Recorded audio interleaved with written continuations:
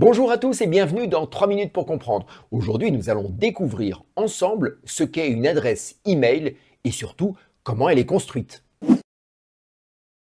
L'email ou courrier électronique est un moyen d'envoyer des messages instantanément via Internet. Pour pouvoir en envoyer ou en recevoir, vous avez besoin d'une adresse email. Une adresse email est unique, c'est un peu comme votre adresse postale, mais pour le monde numérique. Elle permet à d'autres personnes ou services de vous envoyer des messages numériques appelés des emails. Une adresse email suit toujours le même format, avec 3 parties principales.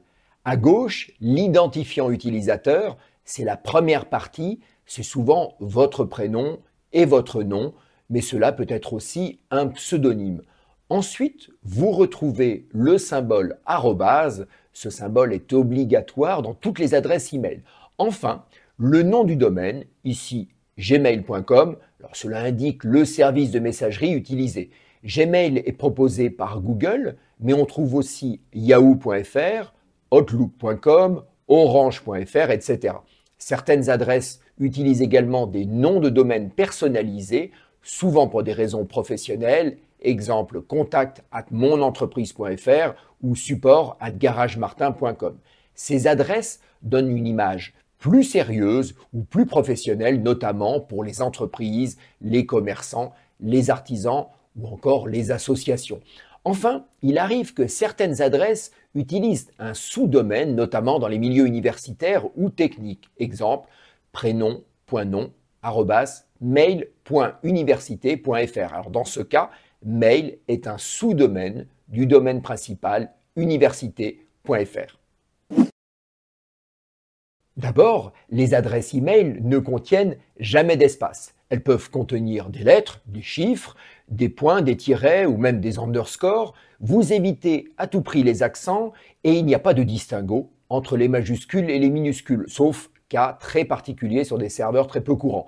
Voici quelques exemples d'emails valides. jean.dupont@orange.fr, marie_senior75@yahoo.fr, info-mairie@ville.fr, contact@monentreprise.fr, prénom-nom@mail.université.fr. Peu de gens connaissent cette astuce, mais saviez-vous que Gmail permet d'ajouter un plus suivi d'un mot sans espace dans votre adresse pour suivre l'origine des emails? Alors je vais prendre un exemple. Si votre adresse est monprénomnom@gmail.com, vous pouvez utiliser librement monprénomnom plus banque@gmail.com, monprénomnom plus concours@gmail.com ou encore monprénomnom plus promo@gmail.com. Cela reste totalement valide et cela vous permet de repérer qui partage votre adresse si vous recevez du spam, car quand le mail vous arrive, il contient l'adresse avec le plus et le mot choisi. Alors c'est très utile pour savoir si un site a revendu ou divulgué votre email. Ce fonctionnement est basé sur une règle autorisée par la norme RFC 5322, bon c'est un peu technique, qui permet l'utilisation de symboles comme le plus dans la partie avant le arrobas d'une adresse email. Cette astuce fonctionne très bien avec Gmail, Outlook ou ProtonMail. En revanche, certains services comme Orange ou Yahoo ne reconnaissent pas toujours cette syntaxe.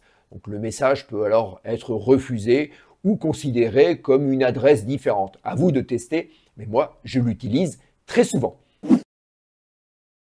Il est essentiel de bien écrire une adresse mail car si une seule lettre est incorrecte, l'email ne sera pas délivré.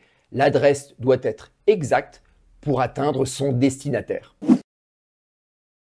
Voilà, vous savez maintenant comment lire, comprendre et reconnaître une adresse email valide. Si vous avez appris quelque chose ou si vous avez aimé cette vidéo, alors un petit clic sur le pouce me fait bien plaisir. Et puis pour ne rien rater de nos prochaines sorties, abonnez-vous à la chaîne, c'est gratuit. À très vite pour un nouveau numéro de 3 minutes pour comprendre.